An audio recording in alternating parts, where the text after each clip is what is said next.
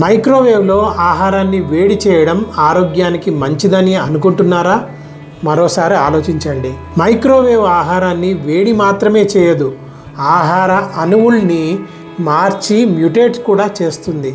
దానితో ఆహారం యొక్క స్వరూపం మారిపోతుంది, పోషకాలు నాశనమవుతాయి. మీ ప్లేట్లోకి వచ్చేది జీవవిహీనమైన తక్కువ శక్తి కలిగిన పదార్థం మాత్రమే. మీ శరీరం దాన్ని గుర్తించలేదు, పేగులు దాన్ని జీర్ణించుకోలేవు. ఆయుర్వేదంలో దీనిని తామసిక ఆహారం లేదా మృత ఆహారం అంటారు.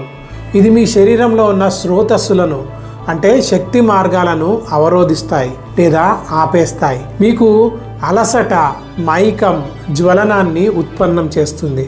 మీకు సమయం ఆదా అవుతుందనుకుంటున్నారే కానీ మీ శక్తిని మౌనంగా ఇది కరిగించేస్తుంది అని మాత్రం మీరు తెలుసుకోవాలి. తాజా ఆహారాన్ని తినండి. మంటపై లేదా స్టవ్పై తిరిగి వేడి చేయండి, కిరణాలపై కాదు. సౌలభ్యం అనే పేరుతో జీవశక్తిని కోల్పోకండి.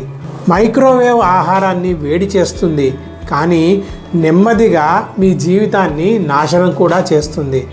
మైక్రోవేవ్ని వదిలేయండి, తాజా ఆహారాన్ని తినండి. నిజమైన ఆహార సత్యాలు అంటే ఫుడ్ ట్రూత్స్ కోసం వర్ధన్ ఆయుర్వేదాన్ని ఫాలో అవ్వండి.